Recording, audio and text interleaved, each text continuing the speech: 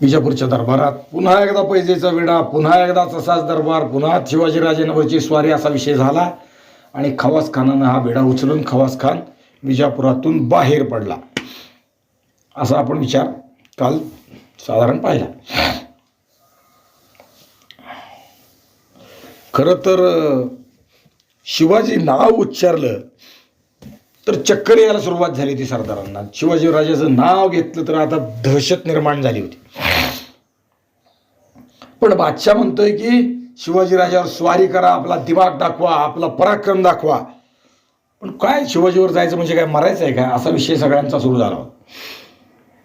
आता सैनिकांनाही आणि सरदारांनाही असं वाटायला लागलं की मराठ्यांवरची महाराजांवरची मोहीम म्हणजे मृत्यू, त्याला धाडसच हवं. पण हे धाडस दाखवलं खवास खानानं. खवास खान विश्वासू, शमशेरीत केवळ रुस्तुम आणि अकलमंदीत तजुर्बेकार म्हणजे अनुभवी आणि तलवारीतही तसाच तलवार बहादर असणारा असा हा खवास खान शिवाजी महाराजांच्या विरुद्ध निघाला. त्याच्याबरोबर सिद्धी सरवर, शेख मियान, शाह हजरत आणि स्वतः राजा घोरपडे, बहादूर किताब दिलेले बाजीराजे घोरपडे असे दरबारातून नामजाद झाले. यातले बाकीचे विजापुरातच होते, बाजीराजे घोरपडे मात्र मुधोळात होते.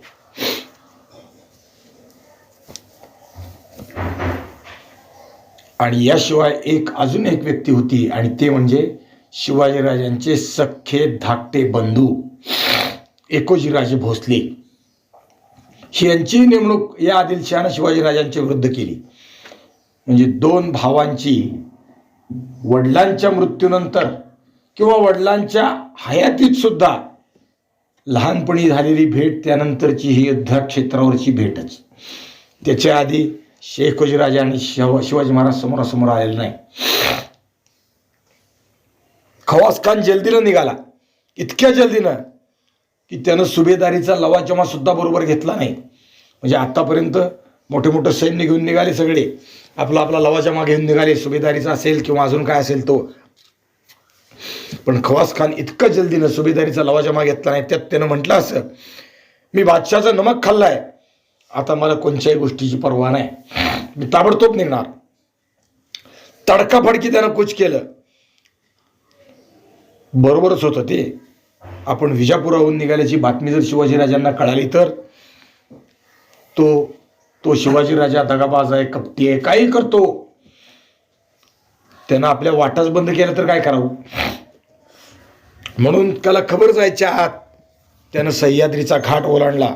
बहुतेक तो आंबोलीच्या घाटातून उतरला, कुडाळपर्यंत गेला. म्हणजे त्याचा जसा भेद तयार झाला लष्करीदृष्ट्या. बेळगाव गडिंग्लजच्या रोखाने झपाट्यानं आला आणि घाट उतरून कोकणच्या कुडाळच्या जवळच्या पहाडी भागातही पोचला. आपण यातच एक लढाई जिंकली असं त्याला वाटायला लागलं. त्यानं अडचणीच्या जागी असा काही मुक्काम केला की अजून बाजी घोरपडे तिथे यायचे होते आणि जे काही भाग होता तो अगदी घाटाच्या आईन खाली आलेला जंगलाचा असा होता. घोरपडे म्हणजे शिवाजी महाराजांच्या मस्तकात तिडीक उठायचं काम होतं. कारण घोरपड्यांचा मागचा सगळा इतिहास आपण बघितला, अनेक वेळा तो विचार केला. बाजीराजे घोरपडे शहाजीराजांच्या विषयी अत्यंत द्वेष भरलेला माणूस होता आणि शहाजीराजांचं जेवढं होता येईल तेवढं तळपट करणं, शहाजीराजेचे पुत्र सगळ्यांचा निर्वंश करणं किंवा भोसले कुळाचा विषय संपवून टाकणं असं बाजी घोरपड्यांचे हेतू होतं. शहाजीराजांचा फार द्वेष करायचा. शहाजीराजांच्या दरबारात असलेला मान मरातब या घोरपड्यांना सोसत नव्हता. घोरपडेकर, मुधोळकर घोरपडे, शहाजीराजे आणि सावंतवाडीकर ही तिन्ही खरं तर एकाच कुळातली, भोसले कुळातली. घोरपड्यांचं नाव घोरपडे झालं ते एका युद्धात यांच्या पूर्वजांनी घोरपड लावून किल्ला जिंकला म्हणून यांचं आडनाव घोरपडे पडलं. खरं तर कुळ भोसल्याचंच. पण बाजीराजे सदैव शिवाजीराजांच्या आणि स्वराज्याच्या नाशाकरताच विचार करायचे. त्यामुळं बाजीराजांवर महाराजांचा आणि आईसाहेबाचा भयंकर दात होता. शहाजीराजे बाजीराजांचं नाव काढले की चिडायचे, कारण यानंच आपल्या हातात बेड्या घातल्या होत्या, यानंच दगाबाजी केली होती. युद्धात सरळ सरळ काही झालं असतं तर काही वाटलं नसतं, पण गनिमी काव्याचा युद्ध करून बाजी घोरपड्यानं रात्रीच्या वेळी नुसतं गनिमी कावा नाही, बेसावत शहाजीराजांवर छापा घातला होता आणि त्यांच्या हातात बेड्या घातल्या होत्या. दगाबाज. अफजल खानाला बंदी केलं म्हणतात की. त्या स्वारीत अफजल खान नंतर ना आला, मुस्तफा खान पुढे होता. आणि या मुस्तफा खानानं बाजी घोरपड्याला तिथं पुढं पाठवलं आणि रात्री छापा घातला. मुस्तफा खान मागच राहिला, कारण मुस्तफा खानाचा आणि शहाजीराजांची चर्चा झाली. शहाजीराजे म्हणले, एवढं गोड बोलता, तुमच्या मनात कपट आहे काय? माझ्याविषयी काही तुम्हाला प्रेम नाही दिसतं? गोड गोड बोलता आणि मागून काहीतरी कराल. तेव्हा त्याने शपथ घेतली, माझा पोरगा आतिश खान याची शपथ घेऊन सांगतो की तुमच्याविषयी माझ्या मनात काही नाही. आणि म्हणून मुस्तफा खान तंबूत तसाच राहिला आणि बाजी घोरपडेने बाकीच्या सैन्याला पाठवून शहाजीराजावर हल्ला केला. आणि यावेळी शहाजीराजांना कैदी करून घेऊन येताना मुस्तफा खान रस्त्यात मेला आणि ती कामगिरी पुढे अफजल खानाने केली. अफजल खानाने शहाजीराजांना हातापायात बेड्या घालून विजापुरात आणलं. मुस्तफा खान, अफजल खान आणि बाजी घोरपडे हे तीन शहाजीराजाचे कट्टे द्वेष्टे होते. मुस्तफा खान पूर्वीच मेला होता. अफजल खान शिवाजीराजांनी मारला होता फाडून, आणि मारलेल्या अफजल खानाच्या पश्चात आता भोसले कुळाचा द्वेष्टा असणारा बाजी घोरपडे तेवढा जिवंत होता. या बाजी घोरपडेला आपल्या हातूनच मारावं अशी शहाजीराजांची इच्छा होती, पण ते झालं नव्हतं. स्वधर्म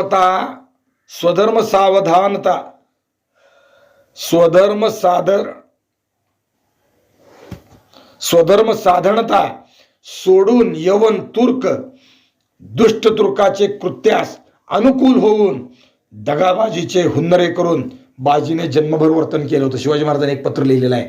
शिवाजी महाराजांना एक पत्र लिहिलं आहे, शहाजीराजांनी त्यात हे लिहिलेलं आहे. स्वधर्माची साधनता, स्वधर्मात सोडून बाजी घोरपड्याने दुष्ट तुर्कांचं सेवा केली. नुसतं तेवढंच नाही, तुर्काच्या कृत्याला अनुसरून त्यांनी कपट केलं आणि दगाबाजीनं मला धरलं. वर्तन त्यानं जन्मभर तसंच केलं. म्हणून वडिलांची शिवाजी महाराजांना आज्ञा होती काय? त्यांचे वेढे घ्यावे. वेढे म्हणजे सूड घ्या. शहाजीराजे पुढे लिहितात, आण आमचे मनोदय शेवटास नेणार तुम्ही सुपुत्र निर्माण आहात. शब्द महत्वाचा आहे यातला. स्वधर्म सोडून बाजीराजे तुर्कांच्या वृत्तीनं वागले, त्यांनी कपट केलं, जन्मभर कपटानं वागले. एवढंच नाही, अनेक गोष्टी केल्या. त्यात मग काय करा, मी हयात आहे तोपर्यंत मला शक्य झाल्यास त्याचं मी सूड घेईन, पण मला नाही जमलं तर त्याचे वेडे येणे, पोराला आदेश काय देतात त्याचं सूड घे. आणि आमचे मनोदय शेवटास नेणार तुम्ही सुपुत्र आहात. तुम्ही कोण आहात? माझं मनोदय पूर्ततेला नेणारे तुम्ही सुपुत्र आहात. नुसता पुत्र सुद्धा म्हणले नाही, सुपुत्र आहेत, चांगला पुत्र आहे. म्हणजे शहाजीराजांना खात्री होती, हा पोरगा आपण करतोय ते करणार, आपलं उसनं फेडणार, कर्तृत्ववान आहे, आपली इच्छा हा पुरा करणार. माझ्या हातून नाही घडलं तर ते तुम्ही करा. आता बाजी घोरपडे मुदळावून उठायचे आणि खवासखानाला जाऊन मिळायचे. त्याच्या आधीच आपण बाजी घोरपड्याला घालू म्हणून शिवाजीराजे तयारीत लागले. खासा शिवाजी भोसला मुदळावर येणार आहे आणि आपल्यावर वज्रासारखं येऊन कोसळणार आहे अशी बातमीने पुसट कल्पनाही बाजीली नव्हती. आणि महाराज निघाले. कुठं निघाले नाही, पोचले मुदळात. तडका फडकी गावात गोंधळ उडाला. शिवाजीराजे आल्याची वार्ता कळली आणि बाजी उसळला, सापासारखा उसळला. होती नव्हती तेवढी फौज त्यानं हाताला घेतली आणि महाराजांवर तो चालून आला. महाराजांच्या एका हातात भवानी होती आणि दुसऱ्या हातात ढाल होती. महाराज आज सापाच्या वारुळातच जणू बसले होते. आत्तापर्यंत कधी सापाच्या वारुळात गेले नाहीत असं आहे हो. अफजलखानाच्या छावणीत जाणं असो, शाहिस्तेखानाच्या छावणीत जाणं असो, सुरतेत जाणं असो, कोकणात कुडाळात आता आलेत, मुधोळात आलेत, पण त्याच्या आधी राजापूर असो, कुठलंही घ्या, पण आता तो साप तिथं आहे, तो बाजी घोरपडा आहे ना. आणि महाराज आणि ते समोरासमोर आले, दोघात चवताळून एकमेकावर तुटून पडले. दोन ग्रहगोल, गतिमान ग्रहगोल जणू एकमेकावर आदळले, टक्कर उडाली. दोघांच्याही समशेरी एकमेकावर आदळल्या. दोन जबरदस्त वैऱ्यांची झुंज लागली. आही नकुलाची झुंज, आही नकुलाची झटापट. नकुल म्हणजे मुंगूस आणि आही म्हणजे नाग. सापा मुंगसाचं वैर कसं असतं ना तसंच, आणि त्यांची ती लढाई असते ना तशीच असते. किती वेळ चालते बघणारा थकून जातो, पण ती खतरनाक असते. महाराजांच्या आणि बाजीच्या फौजाही लढायला लागल्या. क्षणापूर्वी शांत असलेलं मुधळ आता रक्त ओकायला लागले. ओरडाओरड, धावपळ, किंकाळ्या, स्वारांच्या टापाचा आवाज, तलवारीचा खणखडाट, हत्याराचा धडधडाट, ढाल तलवारीचा ती रणधुमाळी सुरू झाली. बाजी कमालीचा शूर होता. शर्थीनं तो खाऊन, जीव खाऊन लढत होता. बोला. याला अनुसरून नाही, पण विषय निघाला यात, म्हणजे दोघांचं असं एवढं का वैर काही कारण असलं नाही. शहाजी राजांचा मुंगसाचा आणि सापा, हा तो विषय वेगळा आहे. म्हणजे याला अनुसरून नाही म्हणलो की आधीच. आता हे साप मुंगसा आहेत म्हणून आपण कल्पना करतोय, पण त्याचं काय आहे, सापाचा आणि मुंगसाचा जन्मजात वैर आहे असं आहे. काय आहे माहित नाही, ते बघायला पाहिजे खरंच कसं खरं काय काहीतरी असलं पाहिजे. कुत्रं आणि मांजर जन्मजात वैर आहे. कुत्रं दिसलं की मांजर पळून जातं, किंवा मांजर दिसले की कुत्रं त्याच्या मागं लागतं रस्त्यावर. ते पण आहे, ती आहे ना तिची कथा आहे. जसं गजेंद्राचं आणि नकराचं आहे, त्याचं पूर्वजन्मात ते राजा होते, त्यांचं वैर होऊन ती मरण पावली. पण ती गजेंद्र नकर कथेपुरत आहेत, म्हणजे कसं तेवढीच कथा आहे. आता हत्ती आणि खरंच मगर एकाला आले तर भांडण होतच असं नाही. ती गजेंद्र आणि म्हणजे हत्ती आणि मगर ही तेवढ्या पुरता विषय आहे, पण बाकी सगळ्या ठिकाणी असं होतच असं नाही. मग ती झालं ती कथेपुरत आहे. आणि गरुड आणि सापाचं ती तर काय, त्यांचं तर वैरच आहे. आता ते काय एकमेकाचं खाद्य आहे, म्हणजे गरुडाचं खाद्य साप आहे, त्यामुळं ते त्याच्यावर हल्ला घालतच. तसं आहे. उंदीर आणि मांजराचं आहे, त्याचंही वैर आहे ना. उंदीर दिसलं की मांजर थांबत नाही, अगदी वास आला तर दिवसभर जागेवर बसून राहतं इथं उंदिरांना. तसं आता हे लढाईचा विषय आहे. आणि शेवट महाराजांनी आपल्या भवानीचा घाव घातला आणि बाजी घरपड्याची शेवटची घटका भरली. अखेरचा चित्कार उमटला. अजन्म भोसल्याविरुद्ध उभारलेलं हत्यार आज बाजी घोरपड्याचं गळून पडलं. बाजी हेलकावे खात खात मरून पडला, ठार झाला. महाराजांच्या हातून खुद्द मुधोळात बाजीला मरण आलं. महाराजांची तलवार रक्तानं लाल झाली. नोव्हेंबर 1664 भवानी संतुष्ट झाली. आईसाहेबांची आणखी हे खाऊस पिटली. शहाजीराजांचं खरं श्राद्ध शत्रूच्या रक्तानं आज शिवाजीराजांनी केलं. शहाजीराजे गेल्या गेल्या ती केलेलं श्राद्ध ते वेगळं, आणि हे खरं श्राद्ध होतं. महाराजांनी बाजीचे सगळं कुटुंब कापून काढले. लक्षात ठेवा, महाराज अशी आहेत. शक्यतो महाराज कधीही असं केलेलं उदाहरण नाही. अख्खच्या अख्खं कुटुंब काढलेलं उदाहरण नाही. 2च उदाहरण आहे, त्यातलं हे बाजीचं आहे. आणि पहिलं मोऱ्यांचं, प्रतापराव मोऱ्याचं सगळं कुटुंब कापून काढलं शिवाजी महाराजांनी. दुसरा हा बाजी घोरपडे. बाजीचा राहता वाडा शिवाजीराजांनी लुटून जाळून फस्त केला, काही शिल्लक ठेवलं नाही. लक्षात ठेवा, मुधोळचा विध्वंस केला. बाजी घोरपड्यांचं तळपट केलं. थोडी सुद्धा या दया माया तिळ मात्र शिवाजी महाराजांनी ठेवलं नाही. कर्मधर्म संयोगानं बाजीचा निर्वंश व्हायचा वाचला, कारण बाजीची बायको आपल्या 2 पुत्रासह आपल्या माहेरी गेली होती. दहीर तिचं माहेर, आणि तिच्याबरोबर तिचे 2 लहान पोरं होती. बाबा इथे इतिहासकार टीका करू शकतात ना शिवाजी महाराजांवर. कारण सगळा वंश मारला म्हणजे त्याच्यात महिला पण आल्याच ना. मग शिवाजी महाराज महिलांना मारत वंश मारला याचा अर्थ पुरुष मारले. महिलेकडे वंशाची उत्पत्ती आपली जात नाही. आरोग्यशास्त्रानेही ती महिलाचा वंश चालत नाही. आपल्याकडे महिला म्हणजे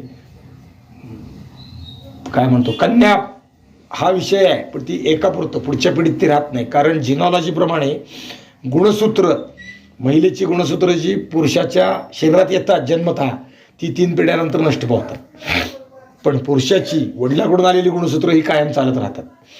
आत्मानाम पुत्रनामासी जे आहे ते त्यामुळे आहे. म्हणजे वडिलाचे गुण जे शरीरात राहतात ते कायम राहतात आणि आईचे गुण 3 पिढ्यानंतर लुप्त होत जातात. म्हणजे दर एका पिढीला मागचा एक गुण संपत जातो, राहत नाही शिल्लक. त्यामुळे निर्वंश याचा अर्थ पुरुष संतती घ्यायचा, स्त्री संतती. बाहेर गेलो तर ते वाचले. मोर्याशीतलं 2 पोरं होती ना, ती शिवाजी महाराजांनी कैदी करून ठेवली. पण त्यांनी ते परत शिवाजी महाराजांविरुद्ध परत बंड केलं. त्यांनी तुरुंगातून आदिलशहापर्यंत पत्र लिहिली आणि ते पकडले आणि शिवाजी महाराजांनी मारले. अर्थात काय आहे, मोऱ्याचं कुळ ह्याचा अर्थ मोऱ्याचं कुळ खूप मोठं आहे, पण जे गादीवर आहे ते घर असा अर्थ गृहीत धरायचा. कारण म्हणजे मोऱ्याच्या घरात अनेक कर्ते पुरुष त्यावेळेस होते. त्यानंतरच्या काळात अजूनही मोरे आहेत ना त्या ह्याच्यात जावळीत, त्यांचं घरही आहे, वाडा आहे, पण अजूनही ते विद्यमान आहेत जावळीत. पण मारला, निर्वंश केला याचा अर्थ जो गादीवर आहे, जो अधिपती आहे, जो राजा आहे, मोरे कुळाचं जे नाव चालवतोय त्याला मारलं आणि त्याचं घर संपवलं असा त्याचा अर्थ आहे. कारण शिवाजी महाराजांनी मारल्यानंतर ना अफजल खानाला बरोबर जावळीच्या दुसऱ्या एका मोऱ्याने सहकार्य केलंय. चंद्रराव, दौलतराव, हनुमंतराव अनेक नाव आहेत त्या घरात. प्रतापराव, हा प्रतापराव मोरे तिकडं विजापूर दरबारात गेला ना. शिवाजीराजांनी जरी आता आमच्या घराचा दुसरा भाऊकीतला माणूस मारला तरी ती गादी माझ्या कर्तृत्वानं मला मिळावी ही त्यातली आशा. जावळीचं खोरं मी व्हावा त्याचा देशमुख ही त्याची इच्छा. त्यामुळे हे कुळ याचा अर्थ अशा पद्धतीने घ्यायचा. भोसल्यांचा आणि घोरपड्यांच्या वैराचा हा भाग, मुदळकर घोरपड्यांचा वंश मात्र निर्वंश होता होता वाचला. 2 मुलं मालोजीराव आणि जयसिंग उर्फ शंकराजी राजे हे 2 आईबरोबर माहेरी गेले होते, म्हणजे मामाकडे गेले होते म्हणून ते वाचले. भोसल्यांच्या तळपटासाठी झटणाऱ्या घोरपड्याचा असा भयंकर नाश झाला. अजूनही मुदळाला ते घोरपड्याचं घर आहे, लक्षात ठेवा. कुठे ती मुदळ आहे? मुदळ आहे ते कर्नाटकात आहे आता. हां, म्हणजे कोकणातून थोडं खाली गेलं की मुदळ. म्हणजे शिवाजी महाराज तिकडे बी गेले का कर्नाटकला? आता आपण कर्नाटक समजतोय, पण ते मुदळ महाराष्ट्रात होतं ना त्यावेळेस. म्हणजे त्यावेळेसच्या अजून मुदळात लोक मराठी बोलतात, विजापुरातले लोक मराठी बोलतात. आता ते कर्नाटकात गेलं. त्यावेळेसच्या परिभाषेप्रमाणे ते महाराष्ट्राचाच अंग आहे. महाराज नुसतं तिथे गेले एवढ्यावर संपत नाही हो. तिरुपती महाराजांच्या राज्यात होतं ना. तिरुपती शिवाजी महाराजांनी जिंकलं होतं. तिरुपती नाही, श्रीशैल्यमपर्यंत शिवाजी महाराज गेलेले आहेत. श्रीशैल्यम स्वराज्यात होतं.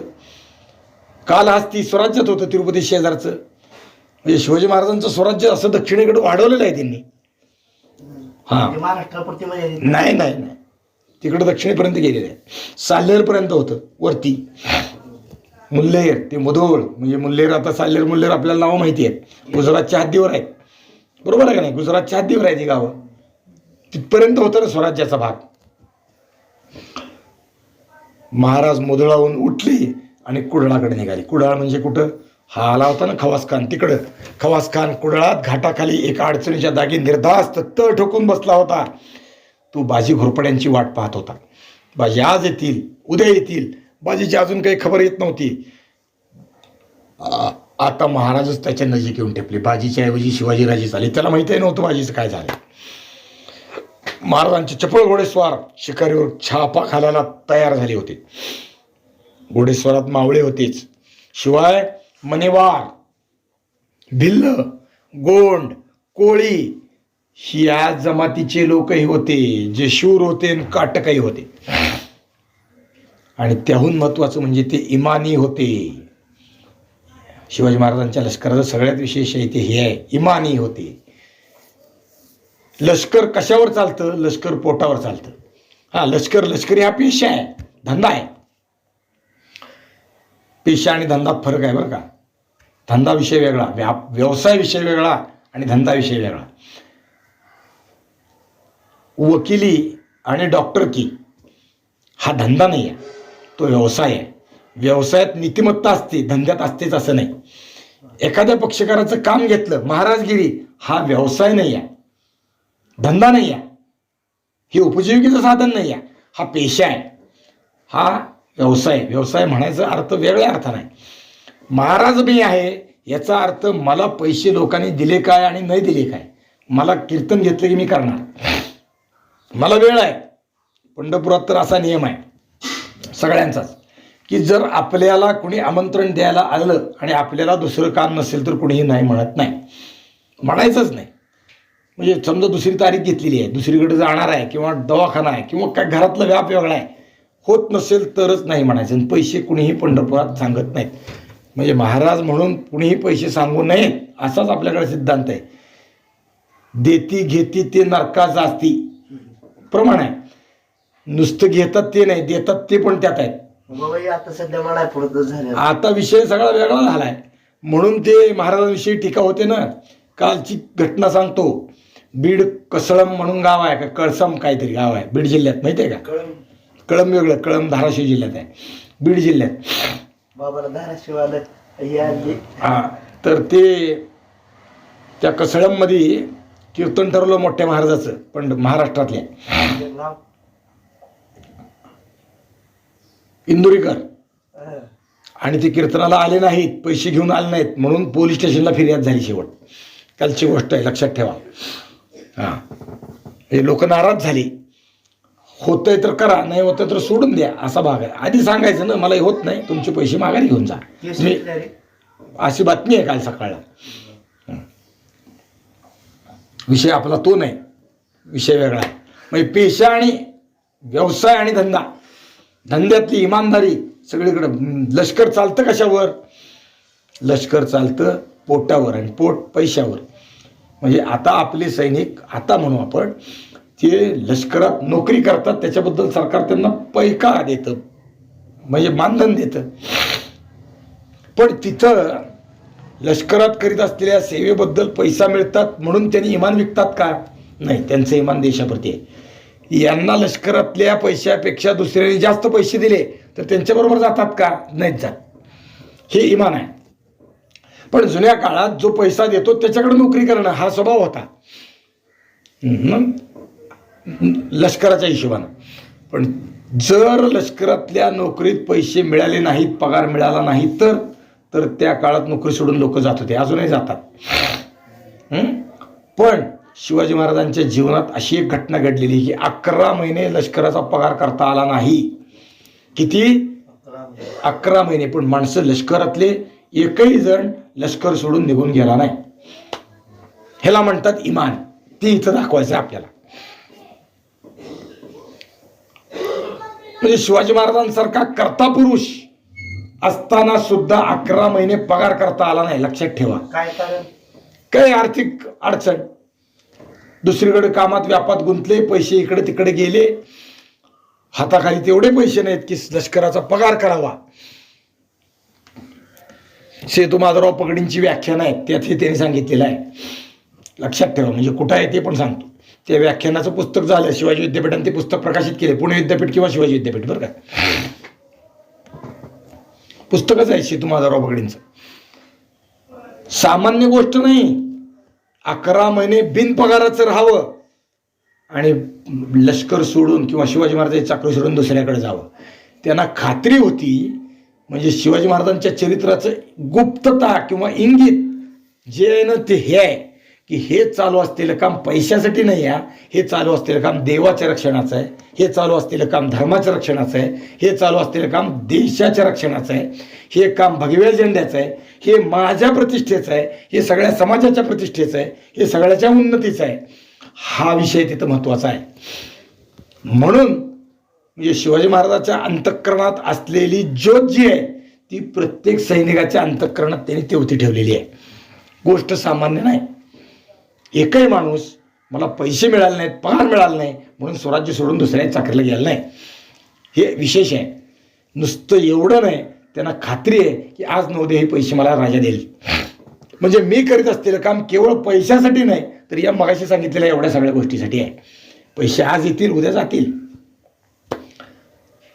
पैसे मिळाले नाही म्हणून दुसरी गोष्ट पुढचं सांगतो, त्यांनी जशी नोकरी सोडली नाही तसं रयतेला लुटलं नाही. पैसे मिळाले नाही म्हणून त्यांनी जशी नोकरी सोडली नाही, रयतेला लुटलं नाही, तसं कुठं चोरी वाटमारी ह्या भानगडी पण केलेलं नाही. म्हणजे हा विषय जो आहे ना स्वराज्याच्या निष्ठेचा तो इथं आहे. हे का करतात? 11 महिने बिनपगाराचं काम, बाजीप्रभू का मारतात, तानाजी मालुसरे का युद्धाला जातात, नेताजी पालकर का लढाई करतात, मुसलमान धर्म स्वीकारून पुन्हा स्वराज्याकडे शिवाजी महाराजांसाठी का येतात, हे जेव्हा कळतं तेव्हा शिवचरित्र खरं कळतं. आणि आता असे इमानदार लोक घेऊन शिवाजीराजे मुदळावून कुडळात येऊन थांबले, जवळ आले. पण जाता जाता शिवाजी महाराजांच्या काय म्हणजे आता खरं बघा बरं का, म्हणजे दरवेळेसचं युद्धाचं तंत्र नवीन आहे. आता काय करतात, आता खवास खानाला मारायचं, आता छापा घालायला हरकत नाही असा आपण विचार करू. पण शिवाजी महाराज इथं वेगळाच विचार करतात. समोर छावणी दिसत असताना शिवाजी महाराज तिथं आले आणि तिथं आल्यावर त्यांच्या डोक्यात विचार आला. काय विचार आला? एवढा मोठा सरदार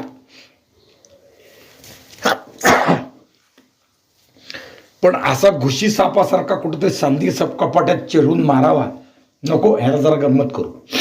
शिवाजी महाराजांनी आपला दूत माणूस पाठवला, एक संधी देऊ, विचार करायला वेळ देऊ.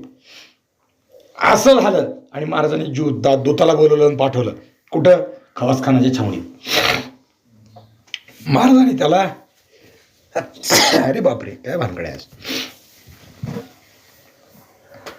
निरोप दिला. निरोपात काय होतं? मर्दानीपणा होता, पराक्रमी रांगडेपणा, दिलदारी होती आणि मराठी मिजाज पण भरलेली.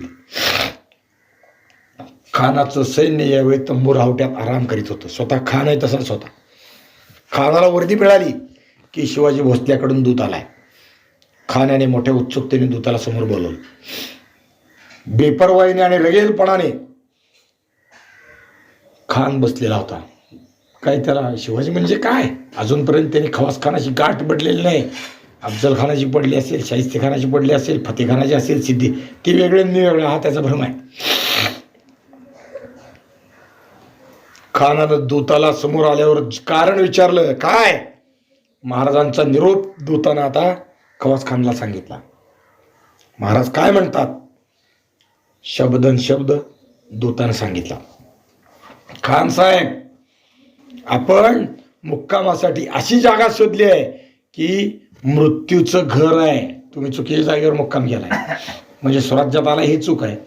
आता जागा पण अशी आहे की काय खरं नाही. कोकणची सारी जमीन माझा हिस्सा आहे. माझी फौज पिशाच्या प्रमाणे आहे. शिवाजी महाराज आपल्या फौजेला काय पिशाच्य म्हणतात काय? पिशाच्याचा अर्थ वेगळा आहे. केव्हा झडपून संपवेल. पंढरीचे भूत मेटे, आल्या गेल्या वाटे झडपे. म्हणजे काय देव म्हणजे भूत आहे काय? नाही. पण त्याची बाधा झाली ना ती जन्मात निघत नाही. तसं आहे, माझी फौज अशी आहे पिशाच्यासारखी, केव्हा झडपेल आणि तिची बाधा झाल्यावर मृत्यूशिवाय दुसरं काही नाही. कितीही कत्तल झाली तरी माझ्या फौजेला काहीही वाटणार नाही. या डोंगराळ जागी मनुष्य आपल्या पावलाने येईल, पण आमच्या परवानगीशिवाय किंवा आमच्या पावलाशिवाय बाहेर जाता येणार नाही. दख्खनच्या लोकात आपण थोर आहात. आपलं ते मोठेपण मी राखू इच्छितो. बघा शिवाजी महाराजांचा निरोप कसा आहे, दरवेळी वेगळा आहे. आपण दख्खनच्या लोकात मोठे आहात, सरदार म्हणून कर्तृत्ववान आहात. आपलं हे मोठेपण मी राखू इच्छितो. तरी बरेपणाने सूर्य उगवायच्या आत आपण इथून निघून जा. बघा, नाही तर एका क्षणात मी काय करतोय ते तुम्हाला दाखवेन, ते समजून येईल. ही रगेल भाषा ऐकली आणि खवासखान संतापला. त्याची मिजाज बिघडली. तो भडकला आणि त्यानं रागारागाने शिवाजीराजाला उत्तर दिलं. मैं हजरत बादशाह का नमकखार खादिम हूं, मुझे दुश्मन का बिल्कुल परवाह नहीं है. शिवाजी ने आज तक बहुत नाम कमाया है, लेकिन मुझे जैसा आज तक उसे से मुकाबला नहीं पड़ा है। मेरी फौज किस किस्म की है यह भी उसको मालूम नहीं है। अब सिर्फ एक ही बात कहता हूं और वही ख्वाहिश है कि लड़ाई के लिए फौरन तैयार हो। जाओ ये शिवाजी को कह दो मी लढाईला तयार आहे, माझ्याबरोबर त्याचं युद्ध झालं नाही, माझी फौज कडवी आहे. म्हणजे खवासखान आपल्या सैन्याबद्दल स्वतःबद्दल जरा अधिक आत्मविश्वास होता. याला प्राकृत भाषेत काय म्हणतात, घमेंड, मस्ती. खानाचा हा निरोप जासुदानं जसाच्या तसा शिवाजी महाराजाला सांगितला. खानाने लढाईची तयारी केली नाही एवढं कळूनही खानानं काही केलं नाही. महाराज वाटच पाहत होते. तेवढ्यात दूत आला आणि खानाचा जबाब त्याने महाराजांना सांगितला. महाराजांनी लगे लष्कराला आदेश केला. अजूनही खवासखान गमिंडीत होता आणि एवढ्यात गलबला झाला आणि कळलं गनिमाला. अगदी शेजारीपर्यंत कळला नाही काय हे टेळे होते का नव्हते, माणसं होते का नव्हते, काय आवड आहे, कशाची गमेंड होती याला कुणास ठाऊक. महाराजांनी लांबवरून खानाच्या लष्कराला गराडा घातला. खानाला कळलं तो चकितच झाला. घोरपड्याची वाट पाहत होतो आणि हा शिवाजीराजाच आला. पण तो मुळीच घाबरला नाही. त्यानं चटकन ओंजळ पसरली आणि खुदाची प्रार्थना केली. पहा आपत्काल आला. पहिल्यांदा काय नमाज पडला थोडक्यात, या अली मदत कर, या अली मदत कर. लगेच त्यानं हुकूम सोडला. आपल्या लोकांना त्याने फरमावलं युद्धाला तयार व्हा. रात्रीच्या अंधारात खान एकमेकाला धीर देत होता आणि त्यानंच लोकांना सांगितलं दुश्मन ने हमें इस तरह से घेरा हुआ है कि मैदान में जाकर जंग करने का रास्ता भी बंद किया है. डोंगरात आलाय. डोंगरात पुन्हा झाडी आहे आणि अशा टाकी तो युद्धाला उभा आहे की आता कुठेतरी मोकळ्या मैदानात जाऊन लढाई करावी. युद्ध कुठं असेल तिथं लढायला जातं का युद्धाची समरभूमी ओळखून वडायला जातं. ते महाभारत काळातलं युद्ध होतं वेगळं. दोन्ही सैन्यांनी मोकळ्या मैदानात यावं आणि लढाई करावी. कुरुक्षेत्र 18 क्षणी होतं ना ते ह्याच्यात आले काय म्हणायचं मोठ्या मैदानात आली. पठारावर मोकळ्या मैदानी प्रदेशातून युद्ध केलं. खानाला तसं वाटतंय की शिवाजीराजाशी युद्ध करायला मोकळ्या मैदानात जायला आता वेळ नाही. जो है वो है, खैर अपने डेरे उतार दो. म्हणजे तंबू सोडा, पालं पाडा आणि लढायला तयार व्हा. यही दुश्मन से आम्ही लढता होगा. म्हणजे छावणी पाडून टाका आणि युद्धाला तयार व्हा. हे खान बोलत असताना धामधूम सुरू झाली. शत्रू अगदी उरावर आलेला पाहून खान आता बोलायला लागला, ये शिवाजी बड़ा चालबाज और जलील है. कई लोगों को उसने अपने उंगली के इशारे पर नचाया है, लेकिन आज तक मेरे जैसा जांग बहादुर के साथ उसका पाला नहीं पड़ा है. मैं शाइस्त खान नहीं हूं कि उसके पंजे में पकड़ जाऊं. शिवाजी की जिंदगी बुराइयों से भरी हुई है, मैं इसका बदला लूंगा. तुम अपनी जगह पर होशियार रहो. दुश्मन चाहे कितना भी हो, ज्यादा हो, मगर परवाह नहीं. हर एक को हमें कत्ल करना है. दुश्मन पर नजर रखो. मैं सभी जगह हाजीर हूं. मी युद्धाची फळी उभी करायला सुरुवात केली. आघाडी उघडली. सगळ्या फळीवर जावं. या सरदाराने मध्ये राहावं, या उजव्या राहावं, या डाव्या राहावं आणि युद्धाला सुरुवात करावी. खवासखान बोलतोय न बोलतोय तोच शिवाजी महाराजांच्या बंदुका सुटायला लागल्या. गोळ्या सट सट सट आवाज यायला लागली. बाण सरसर सुटायला लागले. फौजेची धावाधाव सुरू झाली. एल्गार झाला. रणतुंबळ मांडलं. शिवाजीराजांचं सैन्य खवासखानाच्या सैन्याबरोबर लढायला लागलं. खवासखानाचं सैन्य काही बाजार बनवलं नव्हतं, साधा नव्हतं. तेही योद्धे होते, तेही लढायला लागले. आणि या लढाईत खवासखानाबरोबर कोण होतं? एकोजीराजे भोसले. तेही होते. दोन भावांची भेट रणांगणात झाली. एक लढत होता स्वराज्यासाठी, दुसरा लढत होता त्याच्या विरुद्ध पारतंत्र्यासाठी. दुसरा लढत होता आदिलशहासाठी, दुसरा लढत होता खवासखानासाठी. काय आहे ना, वडिलांच्या मृत्यूनंतर दोन भावांची भेट रणांगणात व्हावी, तेही वैरी म्हणून.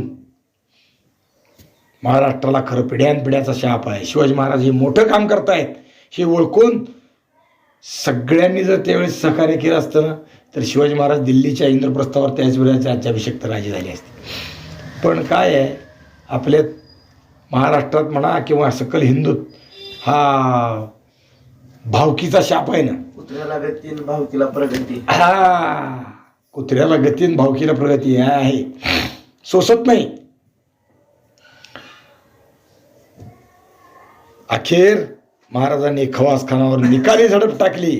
अवघड मुलकात मराठ्यांनी, गोंडांनी, भिल्लांनी, मनेवारांनी, कोळ्यांनी खानाची फौज छोड उठवली आणि सिद्धी सरोवर, शाह हजरत आणि शेख मिरान ठार झाली. एकदम एका युद्धात तिन्ही सरदार पडले आणि व्हायचं तेच झालं. विजापुरी फौज पळत सुटली. तिची दाणादाण उडाली. खवास खान आणि सारेजण जीव खाऊन पळत सुटली. मोठ्या मुश्किलीने जीव वाचला. एकोजीराजेही पळत सुटली. वाडीकर, सावंत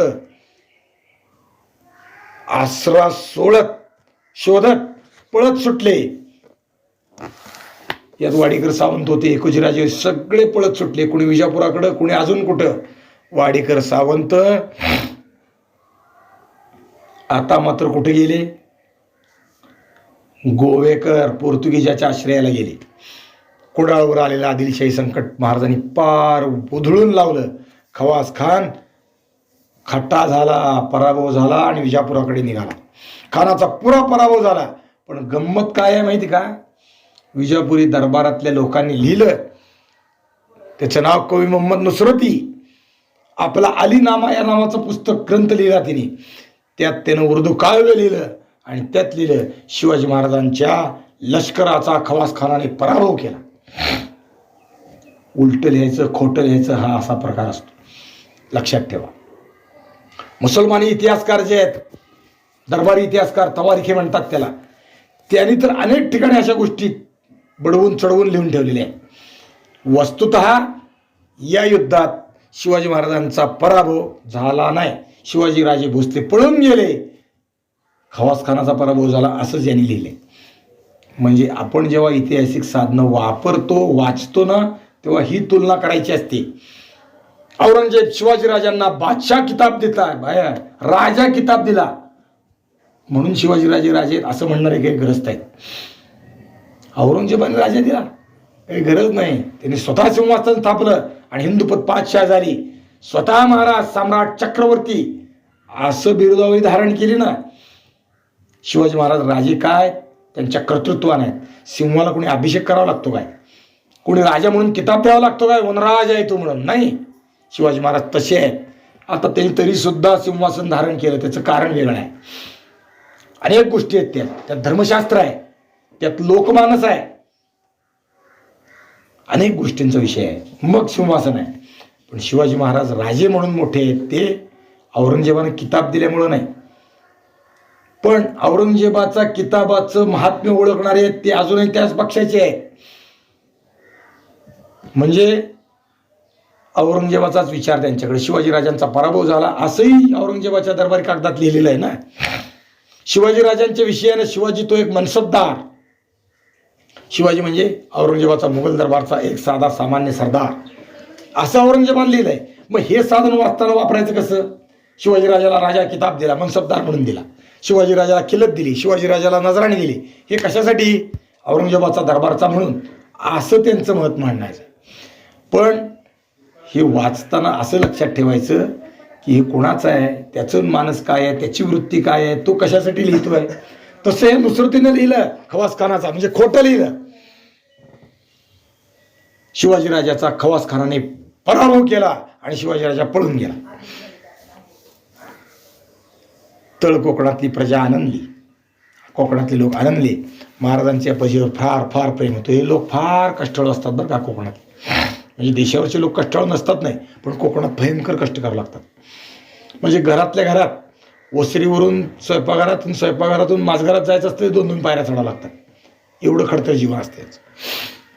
खवास खानाचा पाठलाग मराठी करायला लागली. महाराजांनी मात्र पाठलाग करू दिला नाही. शेवटी मराठ्यांनी खानावर हल्ला केला होता, पण तो खानाने परतवला. म्हणजे अगदी विजापुराच्या जवळ जाताना किंवा पाठलागावर असताना आपल्या मागं आलेली फौज ही परतवली आणि खवास खानाने विजापूर गाठलं. म्हणजे खानाच्या पाठलागावर जी फौज होती ती खानाने परतवली म्हणून खानाचा पराभव नाही तर विजय झाला असं दरबारी लोकांनी लिहिलं. खरं काय आहे हे नीट वाचायचं. म्हणजे एखादा अभंग आपण सोडत असताना नुसता तो अभंग बघून जसं चालत नाही, त्याला अन्य अभंगाची संगती लावावी लागते. सदा माझे डोळे जडा तू जडो तुझे मूर्ती रखुमाईचे पती सोयरिया याचा विचार करत असताना नुसतं आत्ताच समोर आहे तू एवढ्यावर चालत नाही, बाकीच्या गोष्टीची संगती लावावी लागते. सदा माझे डोळे म्हणजे का, सदा कशासाठी, डोळेच का, ते दुसऱ्या अभंगातून अर्थ घ्यावा लागतो. रखुमाईच्या पती सोयरे आत्तापर्यंत तुकाराम महाराज तू आणि मी देव, तू देव मी भक्त असे जाण म्हणतात. आणि इथं एकदम रखुमाईच्या पती म्हणजे आपलं कनेक्शन लावताना रुक्मिणीकडनं का लावतात, एकदम डायरेक्ट का जात नाहीत, त्याचा विचार दुसऱ्या अभंगातून करावा लागतो.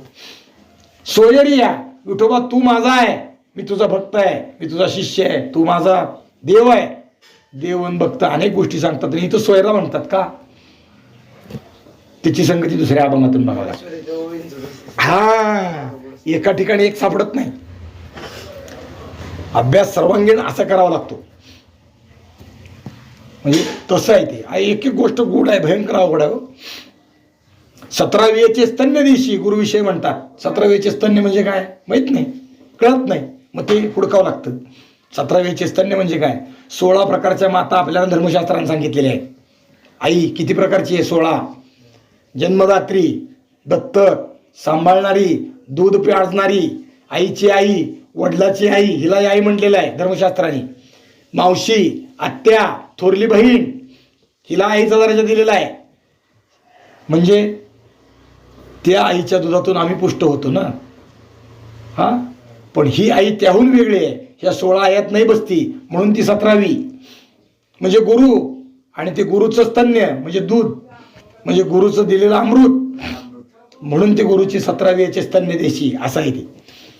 म्हणजे एकाचा अर्थ बघायचा तर एका ठिकाणी थांबून नाही चालत, अनेक गोष्टींचा विचार करावा लागतो. तसं दरबारी कागदाचा विचार करताना नुसतं तेवढ्याचा विचार नाही चालत. अफजल खानाच्या नंतर विजापूर दरबारातल्या लोकांनी त्याच्याविषयी अफजल खानाला गोड बोलून शिवाजींनी फसवलं आणि कपटानं मारलं असं लिहिलंय. म्हणजे खरं मानायचं का शिवाजीराजांनी फसवलं? नाही. आला ठक ठक वायाला त्या, म्हणजे एखादा मनुष्य फसवायला आला तर त्याला फसवून मारणं हे धर्मशास्त्रात मान्य आहे ना.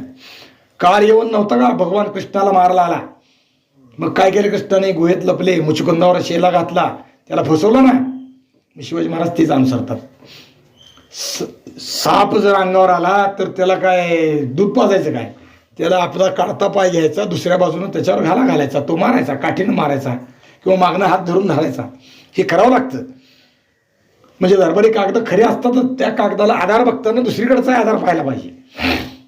जसं आपण चिंतन मांडतो अभंगाचं तसं. त्यामुळं खवासखानाचा पराभव झाला हे त्यांनी लिहिलेलं नुसरतीनं हे खोटं आहे. दुसऱ्या कागदातून विचार करून आपण जे व्यक्त होतो ते शिवाजी महाराजांचा विजय प्राप्त झाला, खवासखानाचा पराभव झाला. पण परतीला असताना माघारीच्या युद्धात पाटलागावर आलेली फौज खवासखानाने पराभूत केली. त्याचंच बात का बडंगड बन गया, आणि बादशाहनं त्याला त्याच्याबद्दल शाबासकी दिली. मराठ्यांचा तो पराभव केला म्हणून, आणि एकोजीराजांनी पराक्रम गाजवला म्हणून बादशाहने त्यांना 2 गावं इनाम दिली. बाजी घोरपडे आणि मुधोळचा नाश झाल्यावर बादशाला मात्र फार वाईट वाटलं. बाजीचा पोरगा मालोजी त्याला दरबारात आणलं आणि त्याच्या नावाने बाजीची जहागीर पुढे चालू ठेवली. आज इथंच थांबू, बाकीचा भाग आपण उद्या पाहू. पुंडलिक वरद.